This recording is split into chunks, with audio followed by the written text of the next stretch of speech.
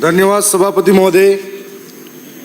मैं सबसे पहले मुझे बजट भाषण पर बोलने का अवसर मिला, उसके लिए मैं मेरे क्षेत्र की जनता और वहाँ के कार्यकर्ताओं का धन्यवाद दूंगा कि मैं उनकी आवाज़ बनकर इस पवित्र सदन के अंदर पहुँचा हूँ।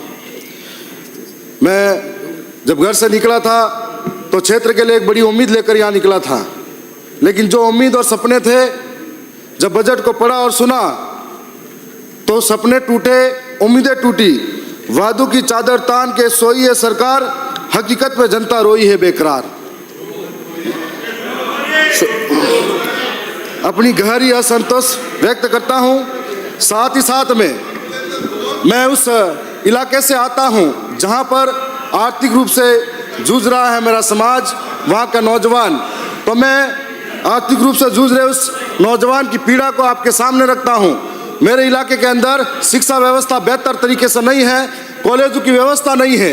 इस हेतु मैं आपसे सीधे सीधे शब्दों में सरकार से उम्मीद करता हूं कि हमारे इलाके के अंदर दरियावद में कन्या महाविद्यालय और जो महाविद्यालय भी है उसको पीजी में करा जाए, उसकी सीटें बढ़ाई जाए, ताकि हमारे नौजवान जो हैं पढ़ाई लिखाई कर रहे हैं उनको इधर से उधर महंगी फीस और समय पे छात्रवृत्ति नहीं आने के कारण उनको अहमदाबाद बम्बई में मजदूरी करनी पड़ती है, फीस जुटाने के लिए प्राइवेट कॉलेजों का चक्कर काटना पड़ता है। साथ साथ में मैं जलारा के अंदर महाविद्यालय की भी मांग करता हूं, दरियावद में कृषि महाविद्यालय और नर्सिंग कॉलेज की भी मांग करता हूं। मैं उम्मीद करता हूं कि इस बार जो परिवर्तित बजट आएगा इसमें सरकार जरूर इस बात को पूरा करेगी।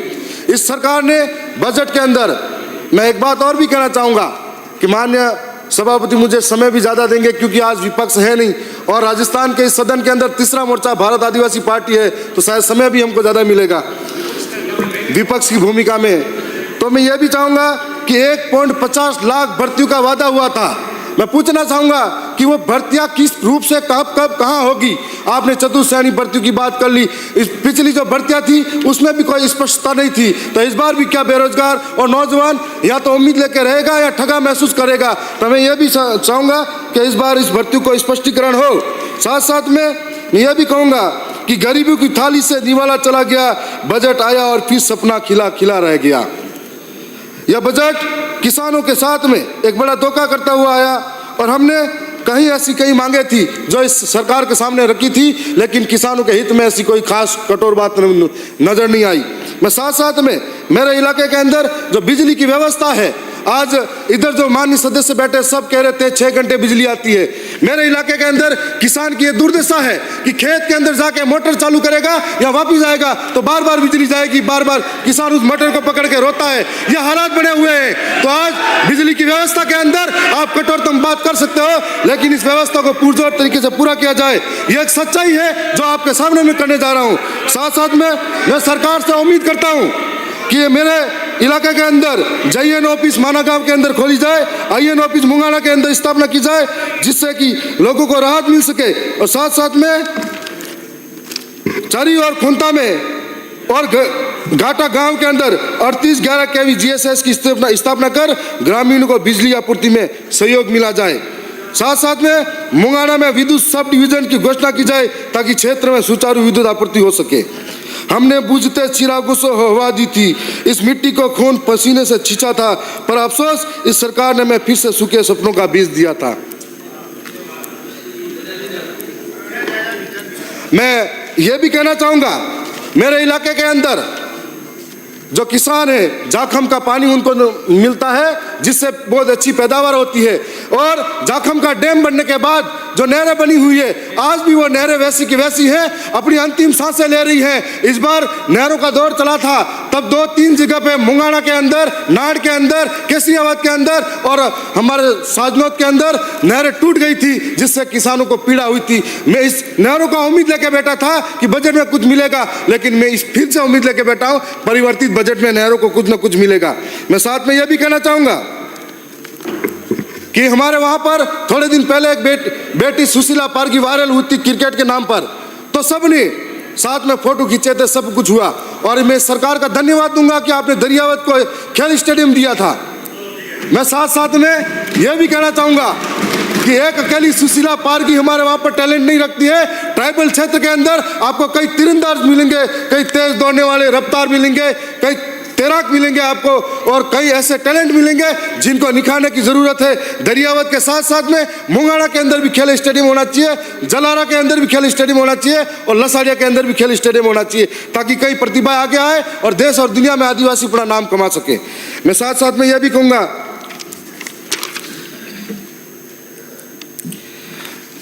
आपने 65 करोड़ की सड़कें हमारे दरियावत विधानसभा में इस बार बजट घोषणा में दी है।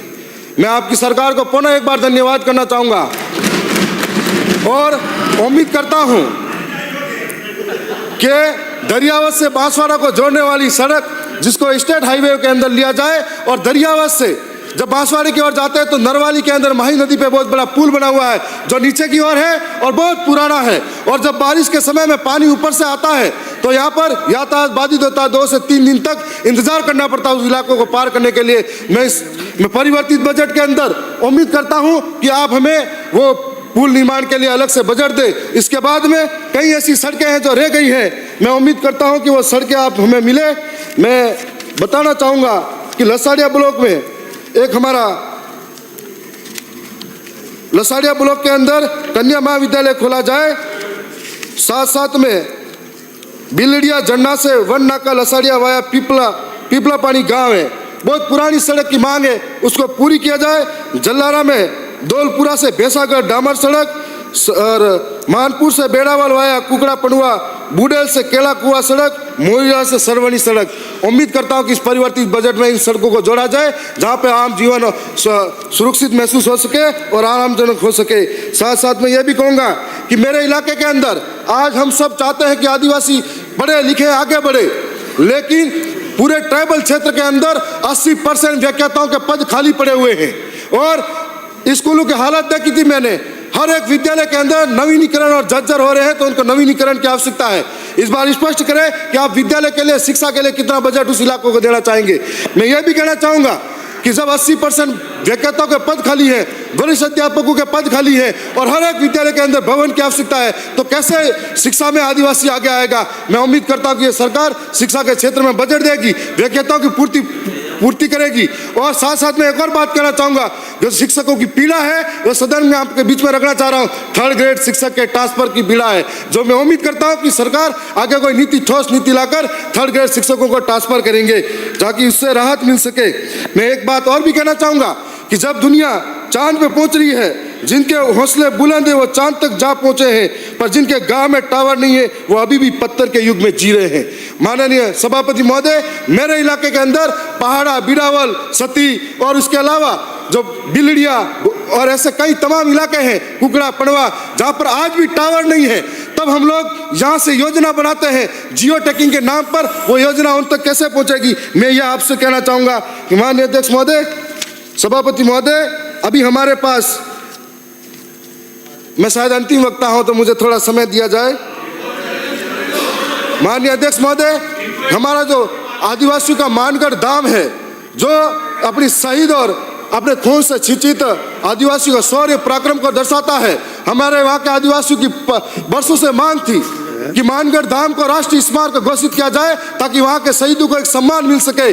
और मानगढ़ धाम पर जलियांवाला बाग से भी भयंकर घटना घटी थी, जहाँ पर यदि शहीद स्मारक को राष्ट्रीय शहीद स्मारक घोषित किया जाता है तो वहाँ पर आदिवासियों के लिए बहुत बड़ा सम्मान होगा। मैं उम्मीद करता हूँ कि ये काम होगा। मैं एक छोटा सा और निवेदन करना चाहूँगा। मैं गाँव के अंदर सबसे निचले स्तर के जो लोग हैं, इस विद्यालय के अंदर खाना बनाते हैं माता बहनें, जो आंगनवाड़ी में खाना बनाती माता बहनें, हमारी तनख्वाह जितनी फोन के लिए यहाँ पर हमको पेमेंट मिलता है उतना बजट उनको मिलता है। महंगाई के ज़माने में तेल, लोड़, मरस कैसे खरीदे। मैं उम्मीद करता हूँ कि आप उनका बजट बढ़ाया जाए और साथ साथ में नरेगा के अंदर 200 दिन किया जाए ताकि उनको रोजगार मिल सके। साथ साथ में उनकी तनख्वाह नरेगा के अंदर 500 रुपये की जाए ताकि उनको संबल प्रदान हो। नरेगा के मेटों को आप परमानेंट तनख्वाह दी जाए। साथ साथ में मैं यह भी कहना चाहूँगा कि उनकी आंखों की स्क्रीनिंग होती है। अब जब कोई मेट जेठ जी है तो उसके जो बहू है वो आके आंखों को कैसे आगे दिखा सकती है, और जबकि मजदूर के आंखों की स्क्रीनिंग, हमारे भी आंखों की स्क्रीनिंग होनी चाहिए, हमारे साथ में हर विभाग की स्क्रीनिंग होनी चाहिए। तो एक नरेगा के मजदूर के साथ में ऐसा भेदभाव क्यों।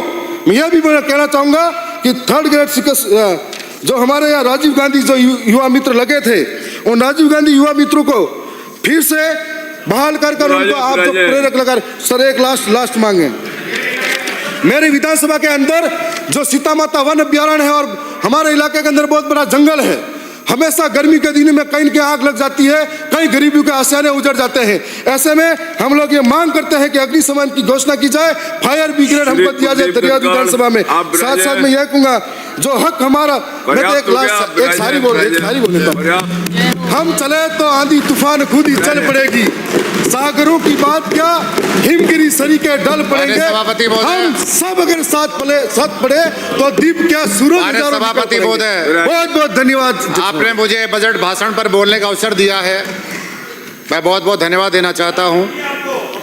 और मैं